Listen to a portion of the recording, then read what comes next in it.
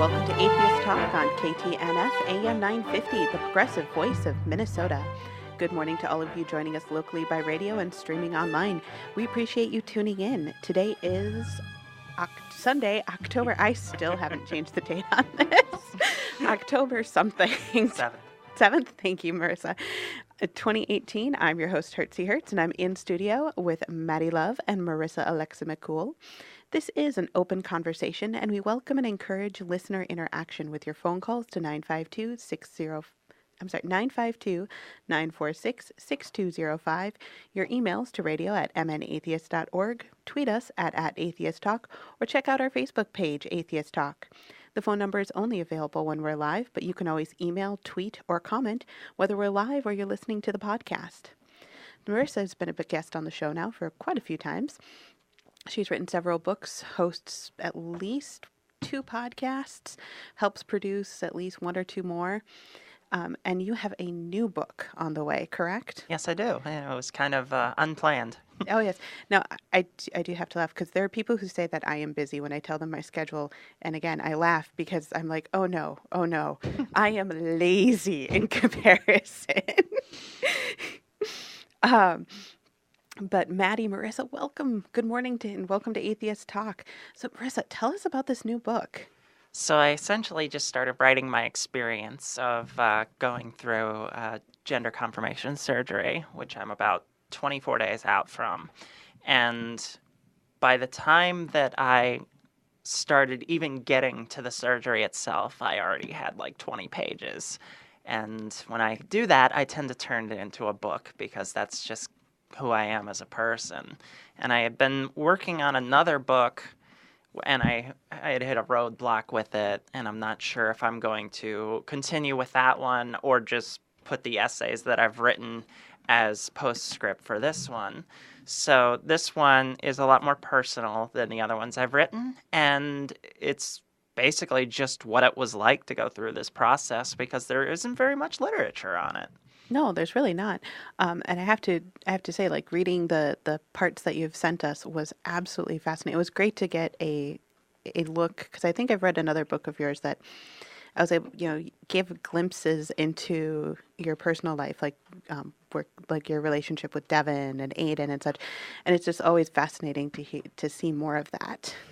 Yeah, since I've come out, I've been very transparent about everything that I've gone through, both the positive and negative aspects of it, because once again, there's not a lot of representation, and the representation we do have is not always accessible, and it's usually impersonal, indirect, or just overly medical, which is the problem I found because I was trying to look up experiences of people who have gone through the surgery, and I could find, places that listed how often you had to dilate, how often whatever, the schedules and everything, but I couldn't find a lot of personal experiences. So I feel like if I was going to go through all that radical vulnerability up until that point and then stop it, it would just be disingenuous to who I've tried to be as a writer, activist, etc.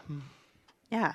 And so I was going to say, can we get into some of the medical pieces of this? Sure. Yeah, because you talked about dilation. Mm-hmm. And so what exactly is that? So essentially about 5 days after surgery, you have to start dilating because the constructed canal, shall we say, it will try to heal over. So what you have to do is use a glass object, and at least for the first couple weeks, it's 4 times a day for a half hour apiece to make sure that it stays open so that it doesn't heal over everything, including your urethra, because if it does, it's not fixable. So you go through everything to have your body match up with the rest of you, and it's just part of what you have to do to take care of it. That's also what helps make it, quote unquote, functional. Okay. As I say, so, I mean, I know this isn't the greatest analogy, but kind of like when you get earrings and you have to twist them and clean them and just make sure that it heals properly. Mm-hmm. And also, if you take the earring out too soon, it will heal over. Exactly. And where did you go for your surgery, if I may ask? I went to the Mayo Clinic. I was fortunate enough to get in contact with another woman who had her surgery there last July, and she set me up with the contact information. And for most people who try to do this, they either have to go outside the country or they have to travel a lot. And there's also a lot of wait lists. Like when I went to university in Philadelphia, and most of the wait lists in Philadelphia were 3 to 5 years. And my first consultation was in July of last year, and I got the surgery last month. So that is unheard of. Yeah, that's really fast. Do you think that the Mayo's going to fill up pretty quick? I don't know. They do one a week, from what I understand. So it was actually kind of funny when I was in there for at the actual consultation with the surgeon, because he was like, well, it's not going to be as quick as it has been in the past, because we've gotten so many new customers. And I'm like, oh God, it's going to be a several-year wait. They're like, oh, it'll be about 4 to 5 months. Is that okay? Yeah, I think I can handle that. Well, I was going to say, I mean, they're pretty popular hospitals, so I'm guessing sometimes they're like, okay, we got to get going. Yeah, it's like its own little city, and it's an intimidating place if you've never been there. I actually lived in Rochester for a little bit, and I mean, no offense to anybody listening from Rochester, it's just not my city. I like Minneapolis better. Well, and Rochester's intimidating. I mean, the Mayo's intimidating. Even I've toured there a number of times, and for both professional and for just curiosity and meeting people. And yeah, it's still intimidating. It's just so big. It has a really long history too. Mm-hmm. I actually scheduled when I was in middle school, I went to a really cool middle school, and I actually scheduled a tour there. And apparently we split up into 2 groups, and I got to go to the historical group. And so I got to, they talked about, the Mayo brothers and who they were. And it was, anyways, off topic. No, I find it interesting how you asked about the earrings, if that was actually a good analogy. And I'm happy to hear, Marissa, you say yes, because this is the analogy I've been using with coworkers who are asking me, because we're all in the medical field, and they're like curious about me as a person, but also just medically curious, because that's what we're into, is medical stuff, because that's why we're in the field. And it's basically it's like gauging up your earrings, just a bit more sensitive. Pretty much. And once again, I know people are curious, and the difference is not asking a complete stranger the first time you meet them. The first thing you ask is about their genitals. That's when it's inappropriate. But I try to put a lot of information out there so that people in that situation don't have to be the one that answer all of the trans curiosities that happen. It's just a matter of being polite, and people like us put ourselves out there to answer questions so that others don't have to. And the more people who do that, the less inappropriate questions we hopefully get. So one of the things that you talk a lot about in this book is the different changes that you've gone through with your transition. And one I have to ask is, when you first got the name Marissa, it was to help a friend with a jealous boyfriend. Can you tell us that story? So this friend had an ex-boyfriend who just wouldn't take no for an answer. And fortunately, that doesn't have any modern relevance whatsoever. But telling the guy that she had a boyfriend didn't work. And she just kind of looked at me. At the time, I was 18 years old, $130, soaking wet, and had really long hair. And she's like, would you pretend to be my girlfriend, Marissa? And I was like, yeah. So we went out, got dressed up, bought clothes, everything. And we went on a date because the guy wanted to meet her, and did. And everything just kind of clicked in my head.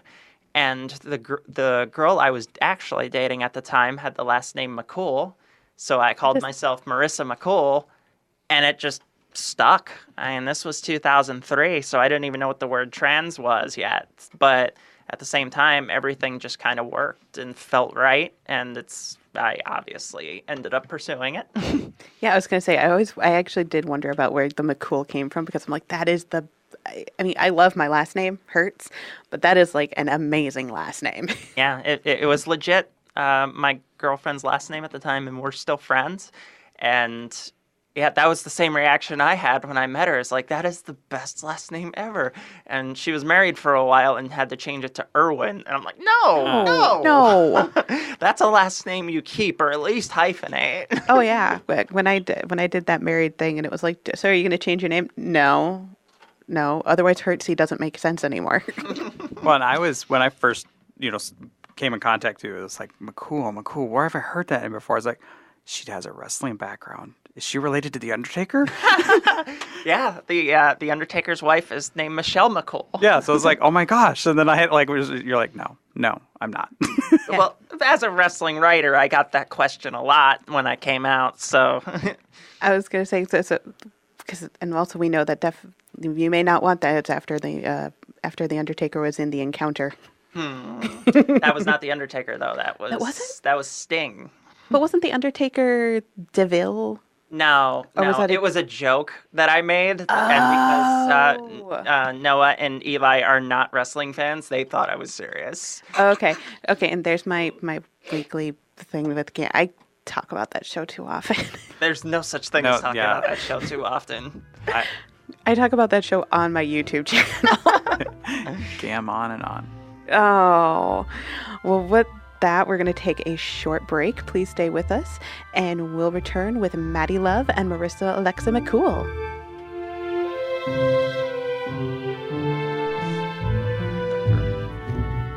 Welcome back to AM 950 KTNF, the progressive voice of Minnesota. You're tuned in to Atheist Talk, and I'm your host, Hertzie Hertz, and I'm in studio with Maddie Love and special guest Marissa Alexa McCool. Atheist Talk is produced with funding from Minnesota Atheists, Cucumbers Restaurant in Edina. Please consider visiting our sponsors, and if you do, let them know that you appreciate their support of Atheist Talk. If you'd like to advertise on the program and help keep us on the air, please contact us at radio@mnatheist.org. As for the here and now, if you'd like to get involved in the conversation with Maddie and Marissa this morning, you can call us at 952-946-6205, email us at radio@mnatheist.org, or tweet us at @atheisttalk, or you can also use our Facebook page. And we're back, and I have to have a question. No, we were talking around during the break. So one of the things you talk about in the book is the stages of accepting yourself as trans. Can you go through those? Sure. It's almost a cliche at this point, but it's very real, and a lot of it has to do with the fact that it is very difficult to be trans in this country and time. Much less difficult than it used to be, but at the same time, it's for how long we were either a punchline or a serial killer in pretty much all representation. So there's a lot to go through. It's like, well, I like dressing in clothes, but I don't think I'm trans. Okay, maybe I'm trans, but I don't think I'm ever going to go on hormones. Okay, I'll go on hormones, but I'm never going to, change my name or pronouns. Okay, I changed my name and pronouns, but I'm never going to get the surgery.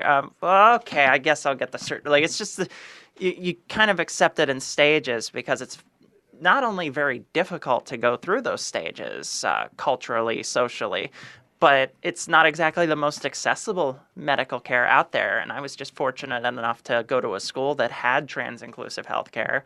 And then I was lucky enough to find a hospital that didn't make me wait for several years. And even then, you can't even discuss having the surgery unless you've been on hormones for a year and been socially out for a year. And that's better than it used to be, where you had to live as yourself for 2 years without hormones before you could even get them.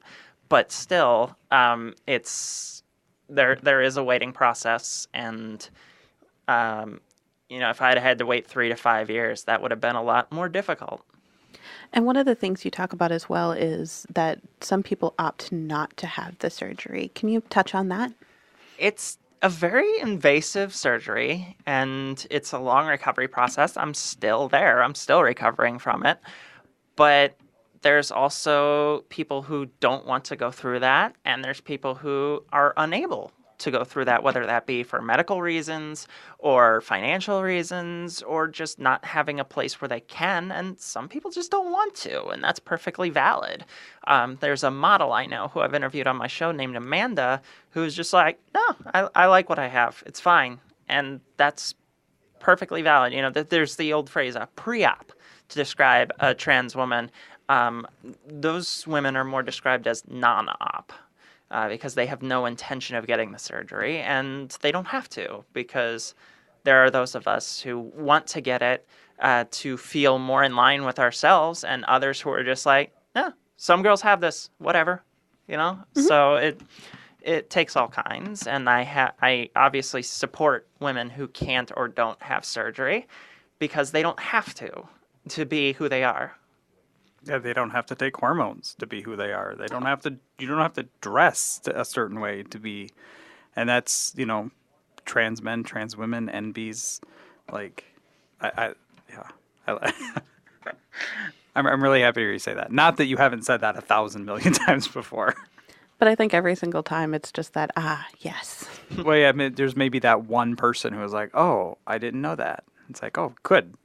This was worth it then. Yeah, absolutely. I mean, just being a trans activist alone, there's plenty of crap that you have to deal with, and the cavalcade of ugliness. Even from just speaking to Minnesota atheists, we know how that went. We had the disabled comments, but overall, the people I reach are worth the crap that I have to deal with, because once again, it means that a young egg is what we call a trans person who's just coming out, so that they don't have to deal with it, because they shouldn't have to, because trans people are not obligated to be a 24/7 education on-demand center, and we're often treated that way. It's like anybody who, the first thing they realize is that you're trans, all of a sudden you have to answer all of their questions, and a lot of marginalized groups have to deal with that, especially people of color, and it's just, we should try to educate as many people as possible, but we're not obligated to. There's a part of my brain that's going, we should make some FAQ sites, and just so that you just hand a QR code and go, here you go. Read this, and then we can talk. We actually have a question from a listener in Chicago. Oh. It's a mutual friend, Ingrid Stone.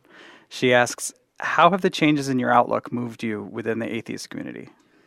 I don't know. There's still a contingent of the atheist community that is practically indistinguishable from, say, the alt-right, and others who are not accepting of LGBTQ people or just trans people. And that's just true of any population, especially one that's this big. But kind of like how the activism comes with a certain degree of ugliness, the people I've met because of the atheist community and the work I've gotten to do and the friends that I've made are far, far more important to me than the detractors. I mean, yes, there are some people I've had to cut out. There are some people I don't listen to anymore. But at the same time, I know the two of you because of what I do. I know Devin, my partner, because of what I do. And I wouldn't trade that even if it meant I had to go through the ugliness again. And if you join any atheist group as a trans person, pretty much, you're more than likely going to experience transphobia within 24 hours, because there are some people who think that if you spend your whole life in the church in taking in all those ideas and harmful opinions and perspectives, and then you just come out as atheists, it's like, oh, well, I guess I don't have any of that influence anymore. So you don't let that go, and you never have to put any pressure on yourself to overcome a lot of your biases outside of believing in God, and it just doesn't work that way. So there are a lot of people who join the atheist community, but don't curtail any of their more harmful opinions and perspectives, and they'll spout logic and reason at you instead of you're going to hell, but it's the same argument. And you get in that space where you're just like, you should know better. It's a shame you don't. Yeah, leaving the church, I really feel like you need to reevaluate. If you were in the church a long time, you need to reevaluate where you came to some of the beliefs that you have. Like, what are they actually based on? Because, like, when talking about how doctors are so backed up, a lot of that comes from the fact that there's a lot of doctors don't get into it. There's a lot of insurance companies that for a long time didn't insure it. It was a very taboo thing, and that's a religious thing. Like, that ties back into what religious norms are. So it's pervasive. Which is why we should all be terrified that Catholics are buying up all the hospitals, because then they can deny procedures to whoever they want for those reasons. Yes, I Yeah, as a person who grew up Catholic, yes, I am terrified. But we will return with Maddie and Marissa right after the break. Please stay with us. I'm Hertzie Hertz, and you're listening to Atheist Talk on KTNF AM 950.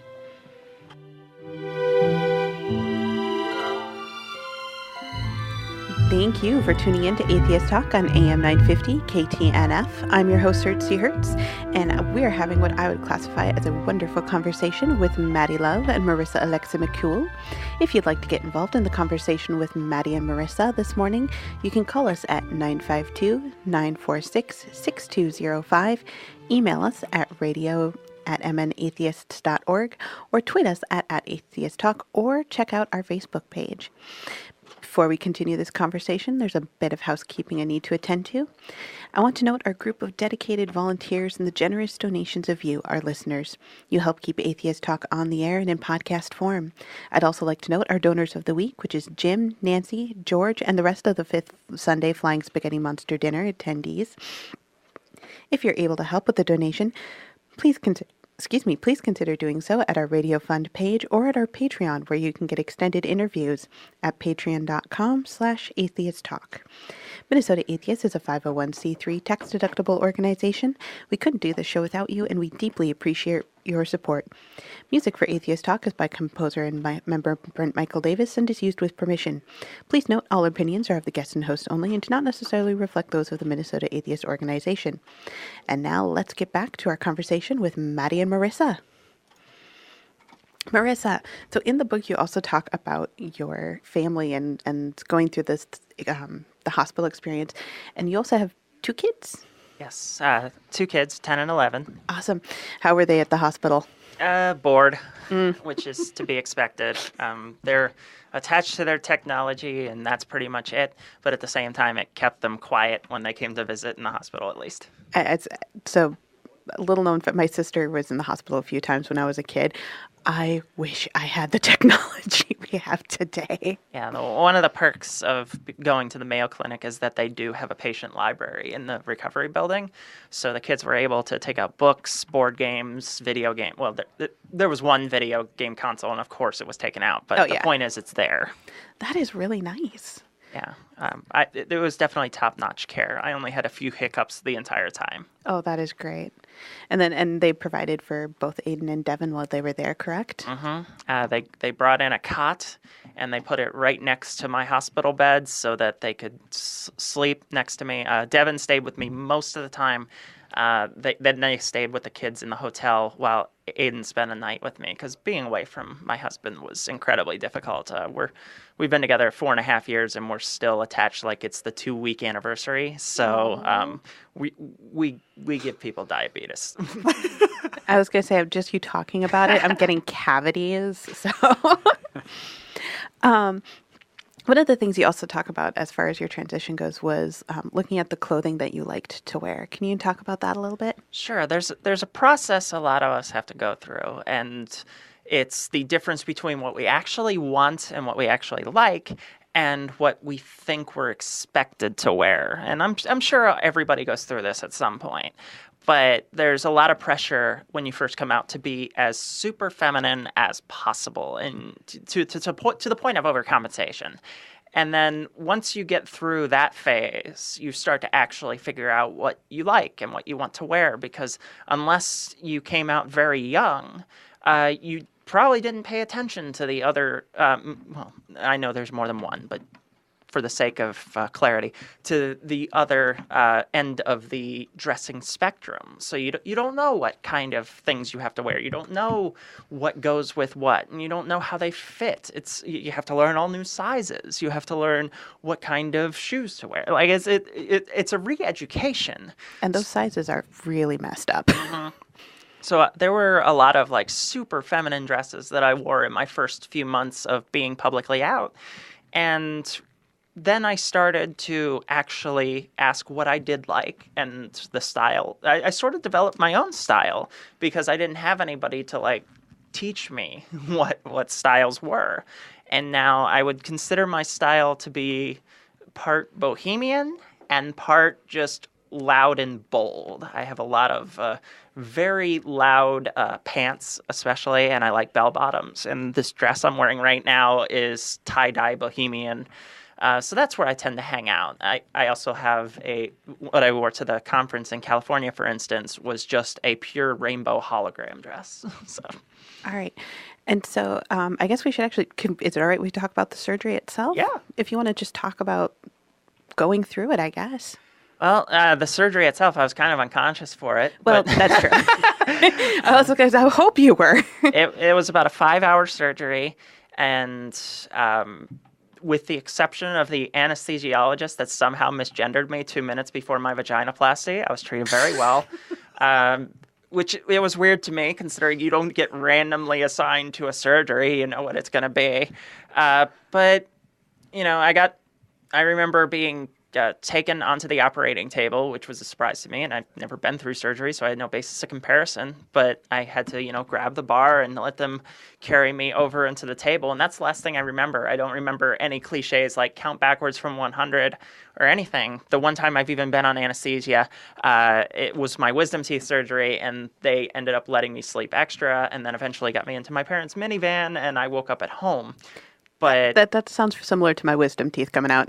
Right. So they ended up letting me sleep extra after this one, too.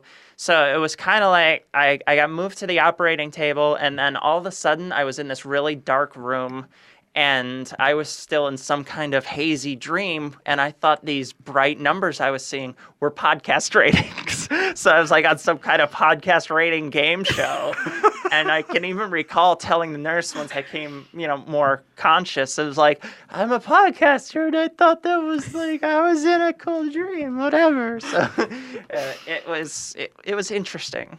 The biggest difficulty I had was that I felt like I had to pee worse than any time in my life, but I not only had a bolster and dressing sewn into my area, but I had a catheter in as well. And, you know, I'm sitting there in the bed like, just put me over the toilet. It's fine. And they're like, no, you can't do that. But they ended up having to give me medicine for bladder spasms because I was just in so much pain. Despite the fact that I had a catheter in, I just had this overwhelming need to pee. And then I was going to say, you already went through the fun bits of it where you have the hazy stories. Did he say anything else that was kind of funny? Besides the fact that I kept apparently trying to pull out my catheter to go to the bathroom, no. The nursing staff actually complimented me on how well I handled everything, and I was terrified of being a pain, so the fact that it was the opposite was quite a compliment.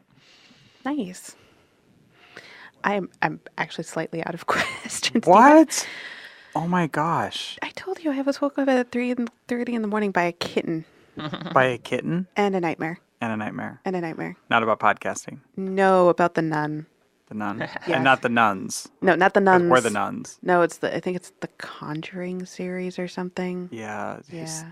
Fun fact, I don't watch horror stuff for the same reason. I know. Well, yeah, I know. I actually I was going to ask you about this later on, Marissa, like off air, but your podcasts tend to have skits in them. Mm-hmm. Will we be hearing a skit about a podcasting game show? Because I really want to hear a skit about a podcasting game show. Do it. That's an interesting idea. I didn't even think of that. I'll have to work with Ari on that because Ari and I are finally coming back together. Fantastic. So. This is one of the few times where I will totally peer pressure somebody. Do it. I know, because we will be the beneficiaries of this. I will definitely use my creativity to the best of my ability. Excellent. I mean, not like trying to get you to, because you said that wasn't a traumatic experience, so we wouldn't be asking you to relive a trauma. Just relive a lucid, drug-induced dream.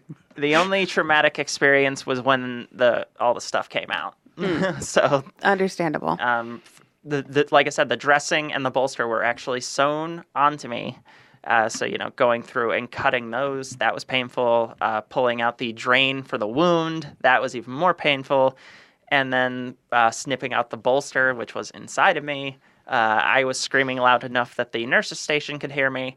and, of course, pulling out the catheter. And pulling out a catheter is hard enough without it being a 5-day-old vagina. We talked before we started broadcasting. I don't know if you mentioned it on air. What's a bolster?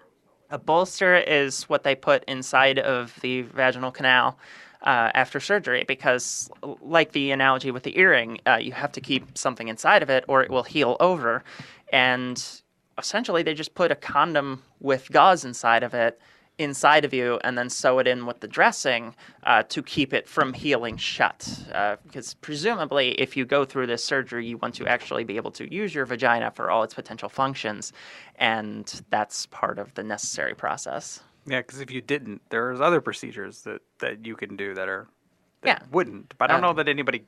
Yeah, I'm trying to think if I know anybody who has had an alternate surgery, but outside of an orky. Yeah, that's pretty much the other option. Or my friend Trinity right now is about to get her surgery there, and she can't have a vaginal canal because of her medical issues. But it is what it is, and it's definitely an interesting process. So we're going to be a tiny bit political here. In here you talk about the race to the vagina was a race against Trump. Do you care to expand on that at all? Mostly because since he took office, there have just been the systematic removal of our rights and protections. And that obviously isn't limited to LGBT people, but trans people have been a specific focus to get the evangelical base fired up.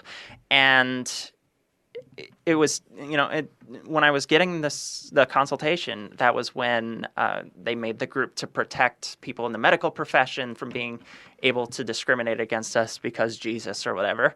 And my prediction was that they were either going to try to ban health insurance from covering us or ban the procedures altogether or find some way to make the process inaccessible. So my urgency to get the procedure done, I called it the race to the vagina against Trump. And because he hasn't gotten that far yet, I won.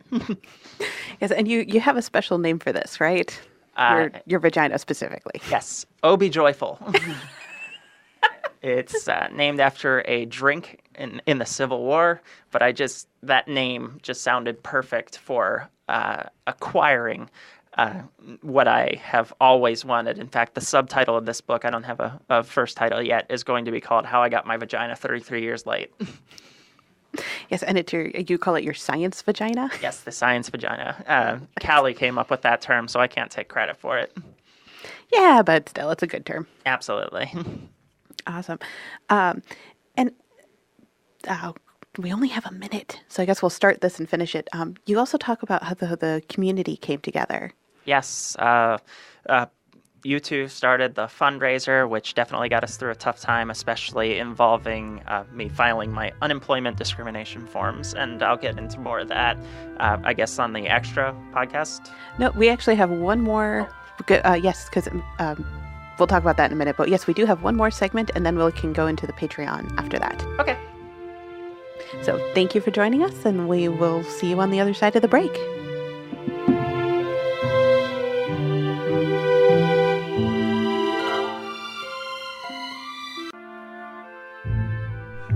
I'm sorry. Pardon me, Maddie just said something funny. All right, but welcome back to AM 950 KTNF, the progressive voice of Minnesota. You're tuned in to Atheist Talk. I'm your host, Hertzy Hertz, in studio talking with Maddie Love and our wonderful guest, Marissa Alexa McCool. And this will be our final segment with Maddie and Marissa. If you're curious about Minnesota Atheists, you can check out Minnesota the Atheist website. We have previous episodes. You can browse articles, book reviews, and peruse the calendar of upcoming events. For example, today we have brunch at Cucumbers. Nummy. You can also sign up for the Atheist Weekly email, which will give you links to upcoming events. We always have a ton of activities going on. If you enjoy the show and all Minnesota Atheist has to offer, consider becoming a member of Minnesota Atheists while you're on the website. Membership has some great perks. Check out the hows and whys on the website. And now back to our conversation with Maddie and Marissa. So Marissa, before we went to the break, we started talking about the community.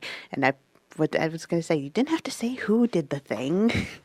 The fundraiser. Oh, well, I felt like it because I felt like giving it credit where it was due, especially because I was going through an unemployment appeal because I was being constantly and willfully misgendered at my job, and that is illegal in this state. But it was a very Go long appeal Minnesota. process. So, and then it was also impossible to get a job for a month and then be like, yeah, I need 4 to 6 weeks off. Not only that, but my partner Devin's best friend Rich put together a nearly 1 hour show of people just saying nice things about me, and for the show Living After Faith. And that still blows me away that so many people were willing to say kind things, and especially in the days leading up, I needed that. I was kind of bummed out that you didn't listen to it post-op because I really wanted you to like be laughing. Did you fill yours with puns? Yes. Bad jokes, by the way, that I took off a My Little Pony message board. Well, Aiden actually got a picture. I don't remember which one it was, but I actually put my head against the wall, and he snapped a picture of my reaction. I think I remember that. I want to take a moment. Oh, please. I had a listener email me who is asking why we would talk about this on Atheists Talk. And I'm not going to respond to the listener like on the email, but my thought is everything that you had to go through has its base in religious oppression. Everything we deal with in society, all the taboos that we feel like breaking, they're all based in expletive-deleted religious oppression. It's like your journey, the story, your struggles, everything, it's all because of religion. Mm-hmm. And that's why, like, personally, that's why it's important for people like myself and people like you, especially like you, because you're such a great communicator, to tell your story and to tell how this is how religious oppression has affected somebody personally. Yeah. Just look at all the RFRA laws being passed. Look at all the, the fact that they're making religious exceptions to treating us in medical care. Just look up the stories of people who had EMTs come to them or police officers who refused to help them because they'd rather let us die than actually give us medical care. Look up in Jacksonville how there's a friggin' serial killer who is targeting black trans women. If we can all just sit here all day and laugh at how silly it is to believe in God and how much religion is funny, but if we don't have a personal experience that isn't the perceived universal perspective of the straight white man, we're not doing our job, because it is not just people who don't believe in God that are affected by this, and it's not just people who don't believe in God who are experiencing religious oppression. And if you don't think we're not experiencing religious oppression, then you're probably participating in it, even if you're not religious yourself. There are plenty of people who are non-white men in the atheist community who are drowned out, not heard, and subject to harassment for daring to suggest that maybe our experience isn't the same as everybody else's. So I talk about this in an atheist forum because there's not literature on it, and there's not a lot of people who go out of their way to talk about it. But I am an atheist, and this is my story. If I'm not making sure that I don't believe in God enough to communicate just how much RFRA and, an evangelical group controlling all the laws in the country, how they are affecting me as a trans person, it's not very hard to find. It is in their agenda to make sure that we are suppressed as much as possible. We are discriminated against from a medical basis. We are able to be discriminated against in most states when it comes to housing, when it comes to employment, when it comes to anything. The religious majority make it as impossible as they possibly can for us to just live like any other person. So if I'm not just making fun of religion enough, if my personal story isn't attached to how silly it is to believe in God enough, then I'm I don't know what to say about it, but we can talk about other things that atheists experience other than just how silly we can talk about how silly Noah's Ark is or whatever, but that's tired and played out.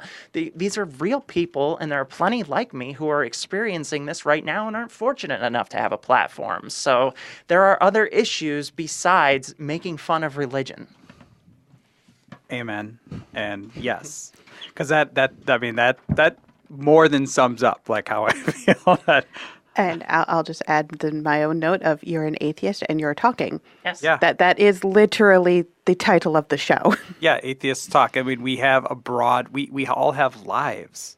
And I don't just talk about atheism, but I live in a world full of a religious majority.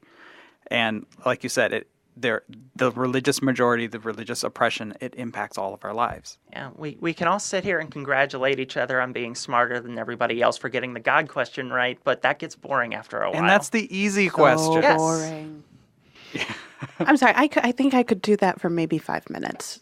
And then I'd get distracted by a shiny object and be like, can we talk about something else? Anything? You wonder why the societal perspective of atheists is that they're smug and rude? That's why. Because it would be easy to go out and just make fun of people for silly beliefs, but that doesn't endear anyone to us. We're asking people to leave their communities and leave what they've grown up with. And if we do that just by being rude and sardonic in places that are inappropriate, that's not going to endear anybody to our cause, and it makes us look terrible. Well, and if we're asking people to leave their community, it would be benefit to the atheism movement to maybe have a community for them to come to. Mm-hmm. Noah Illusions on one of I forget which episode of Gamcast, because hey, I love the Gam. Oh, it was a God Friended Me episode. He had a great like whatever you call it, rant about how he's helped create a community and like how many lives he's touched. And anyway, I'll let you finish up. Well, I was going to say, and if you would like to, and if you're interested in helping us make that community in Minnesota, you can join us at minnesotaatheists.org, where you can sign up to be a member. And like I said, help us drive this community so that we can make it a home for everyone. Thank you, Maddie and Marissa, for joining me. And thank you all. We'll see you next week.